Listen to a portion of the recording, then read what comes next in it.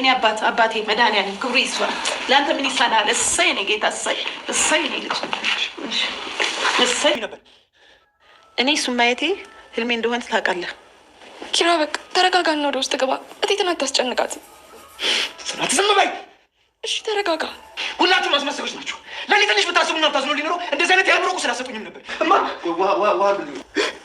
እማ ስትዋሽኝ እኮ ተናድጄ እማ አልተነግረሽኝ ነበር። ምን አባቴ ላድርግሽ? ቦታ አልቀይርሽ የሚቻል ነገር አሉልኝ። አስትዬ እንደ ፈራሹ ደስታሽን ሳታዩ ሄድሽ አይደል? ከ3 ቀን በኋላ የሰርጋቸውን ቀን እየተጠባበቁና በደስታ ለማሳለፍ እያሰቡ ባሉበት ሁኔታ የነ ኪራ ቤት ወደ ሀዘን ተቀይሯል። እናቱን አጥቷል። ኪራ እኔ ለእናቴ ሞት ምክንያት ነኝ፣ ድሮም እንዲህ ስትናደድ ሰው ይጠፋብሃል ትለኝ ነበረ። እሷም ያለችው አልቀረምና ይኸው ለእናቴ ሞት ምክንያት ሆኜው አረፍኩ እያለ እያለቀሰና ራሱን መቆጣጠር የማይችልበት ደርሷል። ወይዘሮ አስቴር ባለቤታቸው አቶ ተሾመም ውዴ ያላንቺ ህይወቴ ባዶ ናት፣ ጨክነሽ ትተሽኝ እያሉ ነው። ልባቸውም ተሰብሯል። እንግዲህ የነኪራ ቤት ሰርግ የሚጠባበቀው ቤተሰብ አሁን የሀዘን ድባብ እያስተናገዱ ይገኛሉ። ሰላም ጤና ይስጥልን ውዴ ቻናል ቤተሰቦች እንደምናላችሁ በያላችሁበት በዓለም ዳርቻ ሰላማችሁ ብዘት ተረፍረፍ ይበል እያልኩኝ ጽናት ድራማ ክፍል 67ን የምናይ ይሆናል። ቤተሰቡ ተሰብስበው እየተጫወቱ ነው። ኪራ ምን ተሰማህ የሰርግ ቀን ስለደረሰ እያሉት ነው። ደስታ ነዋ፣ ሌላ ምን ሊሰማኝ ይችላል እያላቸው ነው። ታዲያ አንዳንድ ነገር ሲጫወቱ ከቆዩ በኋላ ጽናት እነግርሃለሁ እያልኩ ረሳሁት፣ ለምን ክብሮምን ሚዜ አታደርገውም አለችው። መራዊትም በቃ ሰኔ የገጠሩን ጉዞ ሰርዘነዋል፣ ባል እዚሁ ተገኘልሽ እያሉ እየተቀላለዱና እየተሳሳቁ ባሉበት ሰዓት ክብሮም ይመጣና ይቀላቀላቸዋል። ይኸው መጣ አሉ። እርስ በርሳቸውም ተያዩ። ምንድን ነው አላቸው። መራዊት ወደ ኩሽና በማምራት ጽናትን ላግዝሽ እያለቻት ነው። እረፍት አድርጌ እንደውም ቤት ውስጥ የሚከብድሽ ከሆነም እኔን ጥሪ እያለቻት ነው። ታዲያ የሰርግሽ ሰዓት እኮ ነው፣ ለምን አላግዝሽም አለቻት። ጽናትም አይሆንም አለቻት። እንደውም ናሆሜን የሆነ ያልሆነውን ስራ እየሰራሽ አታስጨንቂው በማለት እየተነጋገሩ ባሉበት ሰዓት ለምን የኪራ እናት ዛሬ ትመጣለች አልተባለም እንዴ? ለምን ቀረች አለቻት። ሆስፒታል እንደገባችና እነሱም እንደማያስወጧት እየነገረቻት ነበረ። ታዲያ ኪራ እውነቱን ማወቅ አለበት አለች። እንዴት አድርጌ ነው አያቱ ኪሞቴራፒ እንደምታደርግ ልነግረው የምችለው አለች ጽናትም። በጊዜው ያልተነገረው ነገር አሁን ለመናገርም ከባድ ነው። ብቻ ለሰርጋችን ዝግጅት እናድርግ፣ ጸጉራችን ነገ እንተኮሳለን ተባባሉ። የኪራ እናትም ወደ ቤት ተከሰቱ። እናቴ ከስተሻል ጠቁረሻል፣ ምንድነው ሆንሽው እያለ ነው። እኔ እኮ ገጠር ነው ለንደን አይደለም የከረምኩት። ኪራም በቃ ማዬ የኔን ሰርግ ስታይ ፍክት ታያለሽ እያሉ ነበር። አባትም ጽናትን የመሰለች ምራት ስለሰጠን በጣም እግዚአብሔር የተመሰገነ ይሁን። ኪራም ብታይነ ናሆም ቤቱን ለማስተካከል ደፋ ቀና ሲሉ እንደሰነበቱና ስራ እንደበዛባቸውም እየነገሯቸው ነበር። እናትም ሲሄድ ሲንግል ነበራችሁ፣ ስመጣ ዳብል ሆናችሁ ጠበቃችሁኝ አሉ። ጽናትም መታ ተቀላቀለቻቸው። ልጅ ነስኪ ብለው ከጎኗ እንዲቀመጡ አደረጓት። ኪራም ከተቀመጠበት ተነስቶ እማዬ ለዘመናት ስትጠብቂው የነበረውን ህይወቴን ይኸው ጽናቴን ሰጥቶኛል በማለት ይነግራቸዋል። እሳቸውም ከተቀመጡበት ተነስተው ቤቱን በእልልታ ቀለጡት። እሰይ ቸሩ መድኃኒዓለም ምን ይሳናል በማለት ተንበርክከውም ጸለዩ። በጽናት ምራትነት የተደሰቱት እናትም ነይ እስኪ ሳሚ በማለት እጇንም ፊቷንም እየደባበሱና እየሳሟት ነበር። እናትም የኑዛዜ ቃል መሆኑ ነው፣ ለጽናት አደራ ልጄን ላንቺን የሰጠሁት እያሉ ነበር። ኪራ ይህን ሰምቶ ምነው እማዬ ስንብት አደረግሽው? እናትም እድሜ እንደክራ አይቀጠልም እንደዚህ ሰርግ አብላኝ እንጂ በማለት ልጃቸውን አቀፉት። እኔ ግን ግራ እየገባኝ ነው፣ ምን እየተካሄደ ነው አለ። አባትና እናትም ልጆቻቸውን መረቋቸው። ልጆቻቸውም ቆመው ምርቃታቸውን ተቀበሉ። የኪራ እናት ያደራ ቃላቸውን ለጽናት እየተናገሩ ነው። ከዚህ በኋላ የመዳን ተስፋዬ የመነመነ ነው፣ ሐኪሙም ነግሮኛል፣ ተስፋ ቆርጫለሁኝ፣ መድኃኒቱም በጣም ሰልችቶኝ በመርፌ ብዛት ሰውነት የመነመነ እያሉ ነው። ታዲያ አንድ ባንድ የተናገሩትን ኪራ ያዳምጣቸው ስለነበረ ወዲያውኑ እየሮጠ በመምጣት ምን እያልሽ ነው? ምንድነው ያመመሽ? ያወራችሁትን በሙሉ ሰምቻለሁ በማለት ያፋጥጣቸዋል። ሲጀመር አባዬ ለሰርግ ሲያጣድፈኝ የሆነ ነገር እንዳለ እየተሰማኝ ነበረ። ጠርጥር ያለው ምንድነው ያመመሽ ተናገሪ እያለ ነው።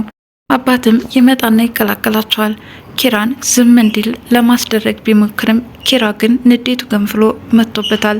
ጽናትም እባክህ ኪራ ተረጋጋ እያለች ነው። ኪራ ጽናት ዝም በይ በማለት እሷንም ዝም እንድትል ያደርጋታል። ልጄ ተረጋጋ፣ እናትህ የጭንቅላት ካንሰር ታማሚ ናት። ለዘመናት አንተ ሳሰማ ብቻዋን ታገለች፣ አሁን ግን ተሸነፈች በማለት ልጃቸውን ያረዱታል።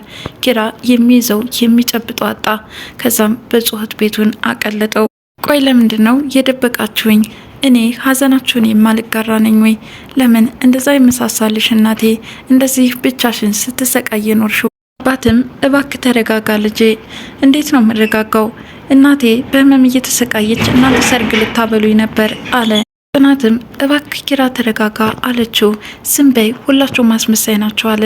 ታዲያ ተነስታ ለማረጋጋት በምትሞክርበት ሰዓት በጥፊ ይመታታል። እናት ወዲያውኑ ደንግጣ ትወድቃለች። ታዲያ ቤተሰቡ በድንጋጤ የሚይዙት የሚጨብጡት አጥተዋል። ኪራ ውሃ፣ አምቡላንስ እያለ ይጮሃል። ወዲያውኑም አምቡላንስ መጣ። እናት ግን ይችን ዓለም ተሰናብተው ሄደዋል። አባትም በሞት የተለዩቸውን ባለቤታቸውን እያሰቡ አስቱዬ ያላንቺ ህይወቴ ባዶ ነች፣ ደግሞ ልጅሽን በደስታ ሳታይ እንደ ጓጓሽ ቀረሽ፣ ይችን ዓለም ተሰናብተሽ ሄድሽ፣ እንዴት ሊሆንልኝ ይችላል? አስቱዬ ግን ጨካኝ ነሽ እያሉ ሀዘናቸው መሪር ሆኗል። ኪራም በበኩሉ የእናቴ መሞት ሰበቡ እኔ ነኝ፣ እናቴን ገደልኳት። ከዚህ በፊትም በዚህ ግልፍተኛ ንዴትህ አንድ ሰው ትገድላለህ ብላኝ ነበረ፣ ይኸው ቃሏ ዛሬ ተፈጸመ እያለ ከመኝታ ክፍሉ ዘግቶ መንሰቅሰቁን ቀጥሎበታል። ሀዘኑ መራር ሆኗል። ጽናትም በር ላይ ሆና ስታዳመጥ ከቆየች በኋላ እባክህን ክፈተኛ እንዴ ኪራ፣ አይ ለቅቄ ሄዳለሁ፣ እኔ ለቃለሁ፣ በቃ እባክህ ኪራ ተረጋጋ እያለች በሩን ሳይከፍትላት ቀረ። እሷም ተመለሰች። ጽናት ኪራ እንዳልከፈተላት ለአባቱም ነገረችው።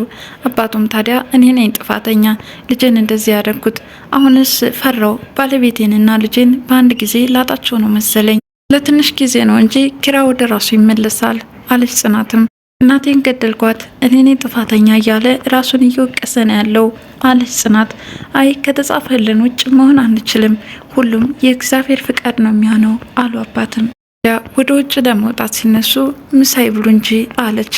ምሳ እንዳላስፈለጋቸውና እንዲሁም የመስሪያ ቤት ጓደኞቻቸው መጥተው ሊጠይቋቸው እንደሆነና መራዊትና ሰናይት መጥተው ስራ እንዲያግዟት ነግረዋት ይወጣሉ። ጽናትም ቤታችን ፀሐይ ወጣ ስንል እንደገና ሌላ ሀዘን፣ መቼስ ሁሉ ያንተ ነው፣ መብት ነው፣ ፈቃዱ ሆነና ሁሉ ነገር ሆነ፣ ጋሽና ኪራን አጽናናቸው ፈጣሪ ወይ እያለች እየተማጸነች ነበር። መራዊትም በበኩሏ ገና ከገጠር ስትመጣ እንዴት አድርገው አቀባበል እንዳደረጉላትና ከቤተሰብ አባላቱ እያስተዋወቀቻቸው የነበረውን እያሰበ ማልቀሷን ተያይዘዋለች። ታዲያ ናሆሜም አስቱዬ በጣም መልካም ሰውና ሩህሩህ ነበረች፣ ግን ምን ይደረጋል እያለ እያጽናናት ነበር።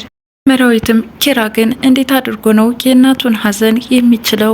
ናሆሜም ከቀብር ጀምሮ አላናገረኝም፣ ይኸው ቤት ዘግቶ በጣም ነው የተጎዳው እያላት ነው። አሁን ደግሞ በድንጋጤ በዛው እንደሳተችና እኔ ገደልኳት እያለ ራሱን በጸጸት አለንጋ እየገረፈ ይህ ነው የበለጠ ኪራን ሊጎዳው የሚችለው እያለች ነበረ። ናሆሜም ዛሬ የፈለገው ይምጣ በር ሰብሬ እገባለሁ እያለ ነበር። የኪራ አባት በሀዘን በተቀመጡበት ስልክ እየተደወለባቸው ነው። ምን አድርግ ነው የሚለኝ አሉ። ስልኩንም አነሱት። ጤፉ እንደተፈጨም ነገራቸው። ስትፈልግ ሽጠው ስትፈልግ ቸርችረው አያገባኝም በማለት ይመልሱላቸዋል። ልባቸውን የሰበረው የባለቤታቸው ሞትም ይኸው አለምሽን ሳታይ እንደ ፈራሽ ሄድሽ እያሉ ነበር። ኪራን እንደምንም አባብለው ከመኝታ ክፍሉ እንዲወጣ ካደረጉት በኋላ ምግብ አቀረበችለት ጽናት። እባክህን ብላ በጣም ትጎዳለህ እያለች ነው። ኪራም በመበሳጨት ዞር ቤሌ ከፊቴ ይላታል። ጽናትም እባክህን ራስህን አትጉዳ እያለች ምግብ እንዲበላ ያባበለችው ነበረ። በእናትህ አለችው። በእናትህ ነው ያልሽው? በገደልኳት እናቴ። ጽናትም እባክህን እንደዚህ እያልክ ራስህን አትውቀስ አለችው። ብቻ እንደምንም እንዲበላ እያባበለችው ከቆየች በኋላ ተይውና አንቺ ውጭ አላት። እሺ ከፈለክኝ እዚህ አለው በማለት ተታወጣች። ኪራም ነፍሰ ገዳይ እንደሆነ ራሱን እየወቀሰ ነበረ። አሁን አንድ የእናቱ ገዳይ በላ አልበላ ሲል ብቻውን እያወራ ነበር። የኪራ አባት ደረጃ ላይ በተቀመጡበት ጽናት መታ ምን ነው ከትናንት ደግሞ ዛሬ ብሶብዎታል? አዎ ለሰርጋቸው ያዘዝኩት ጤፍ ደውሎልኝ ነበረ። ምን አባቴ ላድርግ አሉ አባትም። ጽናትም ታዲያ አልሰሙም እንዴ አለች። ባለቤቱማ ሰምቷል፣ ሰራተኛው ነው እንጂ የደወለው። ጽናትም ጋሽ ባኮት በርታ ይበሉ፣ እርስዎ ጠንካራ ሲሆኑ ነው ኪራም መጠንከር የሚችለው። ይኸውልሽ አስቶዬ ምን ትለኝ መሰለሽ፣ ልጄ እኔን ካጣ ይጎዳል፣ ስለዚህ ሚስት አግባ ትለኝ ነበር። ለካ የእናት አንጀት አይዋሽም አሉ። ጽናትም መበርታት እንዳለባቸውና ኪራን ማጠንከር እንዳለባቸው እየመከረቻቸው ነበረ። እኔን ካየ ያገረሽበታል፣ በቃ እኔ ወደ ስራ ቦታ ልሄድና እኔም በስራ ቢዚ ላድርግ፣ ካለዛ ችግር ነው አሉ። ጥሩ አይመስለኝም፣ አሁን ከኪራ ጎን ነው መቆም ያለበት አለች ጽናትም። ከኔ ይልቅ እናንተ ታጽናኑታላችሁ፣ ጓደኞቹ ካጠገቡ ይሆኑ። ሰናይትም ወደ ጽናት ተከሰተች። ታዲያ ኪራ አሁን ራሱን ሲወቅስ ሳይ የጥፋተኝነት ስሜት ይሰማኛል፣ አለመናገሬ ስህተት ነው አለች።